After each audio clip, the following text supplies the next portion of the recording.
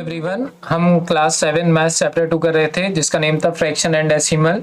देखिए इसकी exercise 2.4 complete करना हमने स्टार्ट किया था, जिसका प्रीवियस वीडियो में क्वेश्चन 1 कंप्लीट किया था। आज हम देखेंगे question number 2 of exercise 2.4।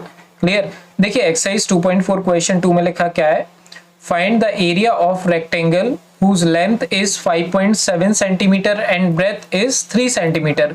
Basically ये कह रहे हैं कि रेक्टेंगल का एरिया निकालो जिसकी लेंथ हो 5.7 सेंटीमीटर और ब्रेथ हो 3 सेंटीमीटर।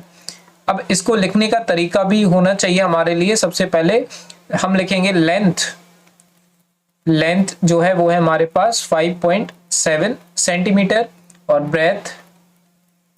ब्रेथ है हमारे पास 3 सेंटीमीटर और हमें निकालना है एरिया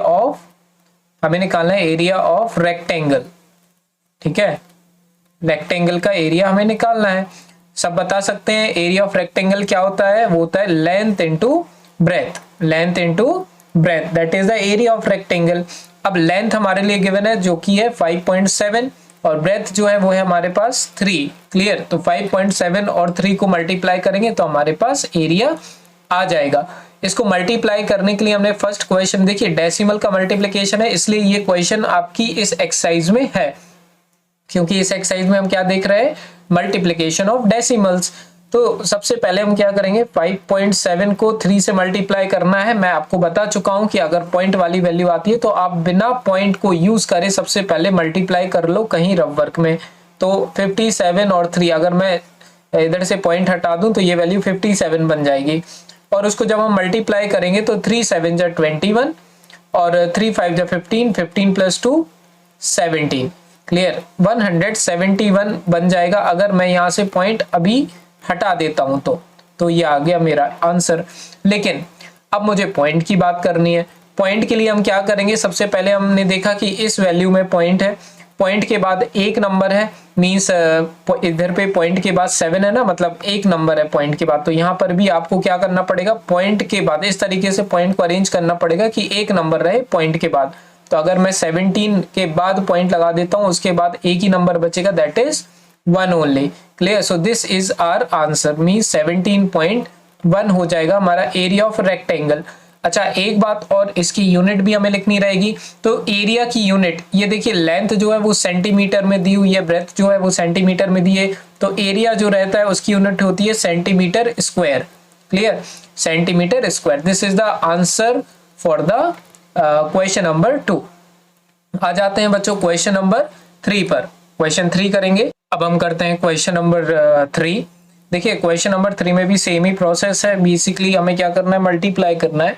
लेकिन यहाँ पे अगर आप थोड़ा सा ज्यादा एनालाइज करेंगे तो आपको वैल्यू दिखेंगी इन फैक्टर्स में। 10 से मल्टीप्लाई करना है आपके लिए, 100 से मल्टीप्लाई करना है, हमें 1000 से मल्टीप्लाई करना है। क्लियर।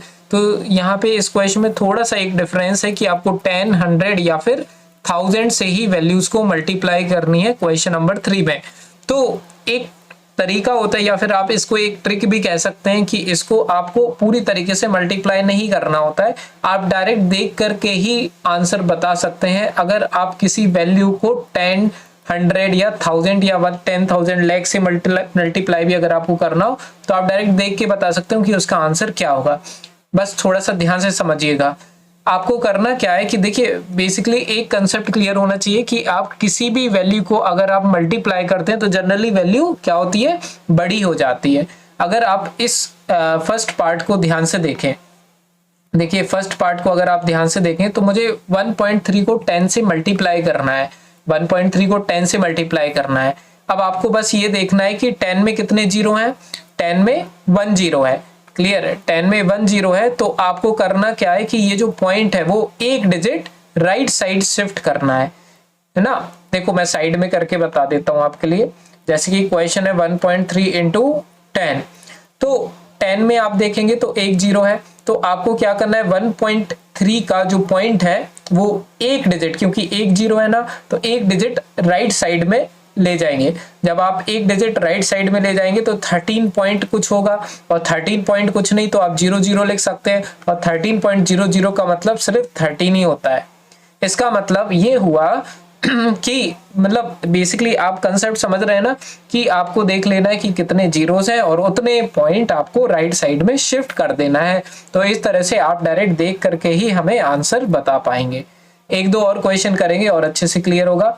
जैसे कि ये सेकंड वाला पार्ट है हमारा, इसमें भी आपको देखना है कि 10 है तो एक जीरो है, और एक जीरो है तो एक पॉइंट मुझे इसका राइट साइड शिफ्ट करना है। क्लियर? तो ये पॉइंट अगर मैं एक बस डिजिट या फिर एक बस राइट साइड में शिफ्ट करूंगा पॉइंट, तो मेरा ये नंबर क्या बन जाएगा, आंसर मेरा बन जाएगा 368। क्लियर? अच्छा, कई बच्चे हो सकते हैं पूछें कि अगर मैं जिस तरीके से हमने अभी अभी मल्टीप्लिकेशन किए थे नंबर्स का, उससे उस प्रोसेस से करेंगे तो क्या आंसर सही आएगा? तो बिल्कुल उससे भी बिल्कुल सही आंसर आपका आएगा। क्लियर? जैसे हमने फर्स्ट सेकंड वाला क्वेश्चन किया था ना, अगर उस प्रोसेस से भी करोगे तो भी आपका एग्जैक्ट आंसर आएगा। आप चाहें तो करके भी देख सकते हैं, लेकिन मेरी राय में आप बस इस तरीके से करिए। अगर जीरो दिखता है, जैसे 10, 100, 1000 या 10,000 इस तरीके की वैल्यू दिखती है आपके लिए, तो आपके लिए बेटर है कि आप इस प्रोसेस को फॉलो करते हुए उसकी वैल्यू निकालें। ठीक है? इन द सेम मैनर अगर हम यहाँ पे देखेंगे तो देखिए 10 है, 10 मतलब एक जीरो मतलब एक पॉइंट आपको राइट साइड शिफ्ट करना पड़ेगा। जब आप एक पॉइंट राइट साइड शिफ्ट करेंगे तो ये नंबर क्या हो जाएगा, 153 और 7। ठीक है, 1537 ये आंसर हो जाएगा मेरा थर्ड वाले पार्ट का।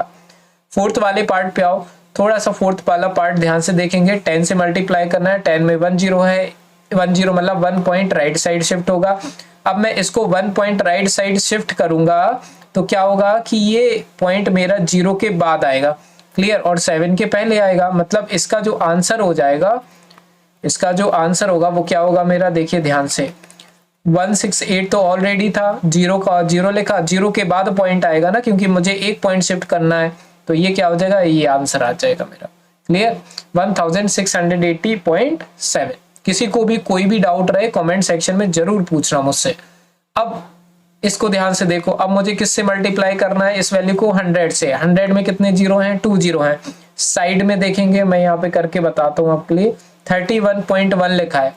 अच्छा, 31.1 लिखा है, क्या उसके बाद मैं जीरो लिख सकता हूं? तो बिल्कुल लिख सकता हूं। क्लियर?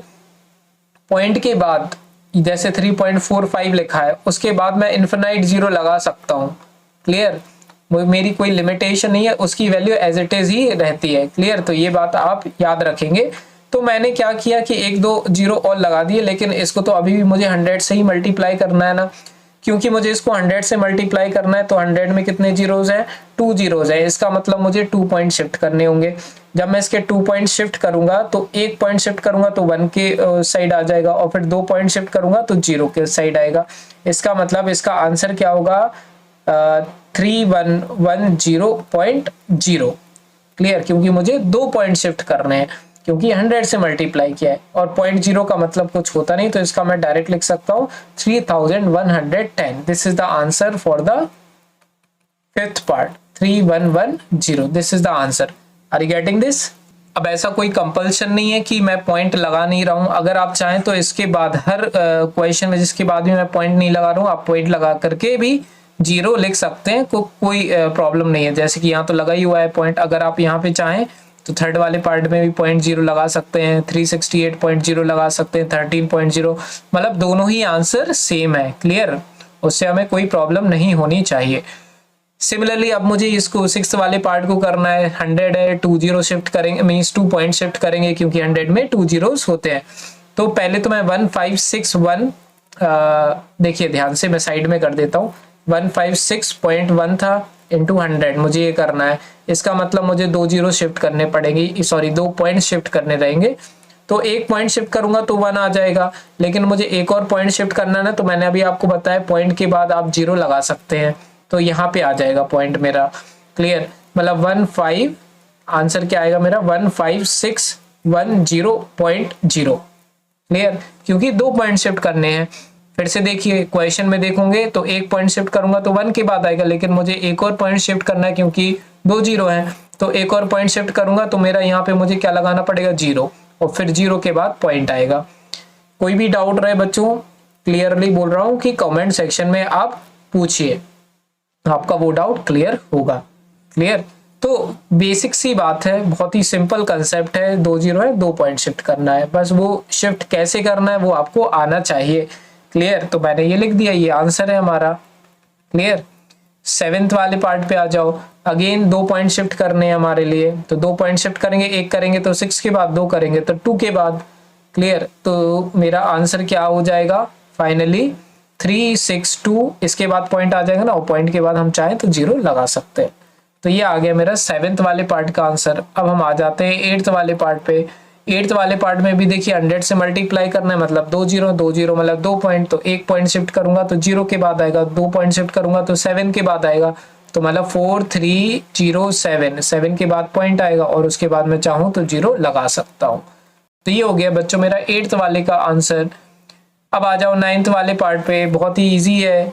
देखिए 10 से मल्टीप्लाई करना है, मतलब 1 पॉइंट, क्योंकि 10 में 1 जीरो होता है, 1 पॉइंट शिफ्ट करूंगा तो 5 के बाद आ जाएगा, तो मतलब 5.0 मैं लिख दूंगा आंसर इसका। क्लियर है, देखते ही साथ आप आंसर इन सब के बता पाएंगे।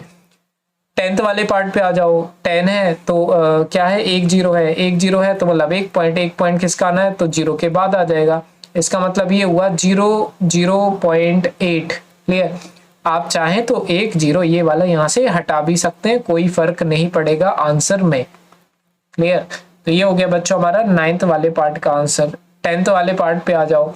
अब 10th वाला पार्ट जो है वो मुझे 0.9 को 100 से मल्टीप्लाई करना है, 100 से मल्टीप्लाई करना है, इसका मतलब मुझे क्या करना पड़ेगा, 2 जीरो शिफ्ट करने पड़ेंगे। अब अगर मैं 2 पॉइंट शिफ्ट करने पड़ेंगे, 1 पॉइंट शिफ्ट करता हूं तो 9 के बाद आ जाएगा, लेकिन मुझे एक और शिफ्ट करना है तो मैं 9 के बाद 0 लगा करके यहाँ पॉइंट लगाऊंगा, मतलब 90.0 ये हो जाएगा आंसर, क्योंकि 2 पॉइंट शिफ्ट करने ना। याद रखना ये कंसेप्ट, कई बच्चों को हो सकता है प्रॉब्लम हो, लेकिन इसको आपको डील करना होगा। क्लियर, इसके बाद इसको मल्टीप्लाई करना है, अगेन देखेंगे 100 से मल्टीप्लाई करना है, 100 से मल्टीप्लाई करना है मतलब 2 पॉइंट शिफ्ट करने पड़ेंगे। 1 पॉइंट शिफ्ट करूंगा तो 0 के बाद, एक और शिफ्ट करूंगा तो 3 के बाद, इसका मतलब आंसर क्या हो जाएगा 003.0। क्लियर, आप चाहें तो 1 पॉइंट यहाँ से हटा सकते हैं, दोनों पॉइंट हटा सकते हैं। क्लियर, और ये हो जाएगा हमारा आंसर। क्लियर, तो 12th पार्ट भी हो गया हमारा। तो आई थिंक 12 पार्ट तक ही हमारा ये आंसर्स थे। एक बार मैं चेक कर लेता हूँ। आई थिंक 12th पार्ट में 1000 से हमें मल्टीप्लाई करना था। क्लियर, 12th पार्ट में 0.03 को मुझे 1000 से मल्टीप्लाई करना था, तो एक बार मैं कर देता हूँ 12 पार्ट को 0.03 इंटू 1000, तो हमारा थोड़ा सा आंसर भी चेंज हो जाएगा। 1 जीरो मैंने एक्स्ट्रा लगा दिया। क्लियर, जब मैं 1 जीरो एक्स्ट्रा लगाऊंगा मतलब 3 जीरो हो गए, 3 जीरो मतलब 3 पॉइंट शिफ्ट करने रहेंगे, तो इसको देखिए मैं साइड में लिख रहा हूँ 03 इंटू 1000। अब मैं अगर 1 पॉइंट शिफ्ट करूंगा तो यहाँ आ जाएगा, 2 पॉइंट शिफ्ट करूंगा, 3 जीरो ना 3 पॉइंट शिफ्ट होंगे, तो 2 पॉइंट शिफ्ट करने के बाद 3 के बाद पॉइंट आएगा। अब लेकिन मुझे एक और पॉइंट शिफ्ट करना है ना, क्योंकि 3 पॉइंट्स मुझे टोटल शिफ्ट करने, तो मैं यहाँ पे क्या लगा दूंगा 0 और यहाँ पे पॉइंट लगा दूंगा। मतलब इसका आंसर जो निकल के आ रहा है मेरे पास वो 0030.0। क्लियर, इस पॉइंट के बाद मैं चाहूँ तो 0 लगा सकता हूँ ना, तो ये आ रहा है मेरा फाइनल आउटकम। लेकिन मैं चाहूँ तो ये 00 ये मैं इरेज कर सकता हूँ, तो फाइनल आंसर मेरा आ जाएगा क्या 30.0। क्लियर है, तो इस तरह से बच्चों हो चुका है हमारा क्वेश्चन नंबर 3 कंप्लीट, क्वेश्चन 2 भी कंप्लीट। इसके बाद देखेंगे हम क्वेश्चन नंबर 4 और 5 नेक्स्ट वीडियो में। पसंद है ये वीडियो प्लीज लाइक करिए, सब्सक्राइब करिए। चैनल की सारी बेसिकली इस चैप्टर की एक प्लेलिस्ट बनी हुई है, प्लेलिस्ट की लिंक डिस्क्रिप्शन में मिलेगी, वहां पे क्लिक करके आप सारी वीडियोस एक साथ चेकआउट कर सकते हैं और सारा चैप्टर एक साथ कवर आउट कर सकते हैं। मिलते हैं बच्चों नेक्स्ट वीडियो में, बाय।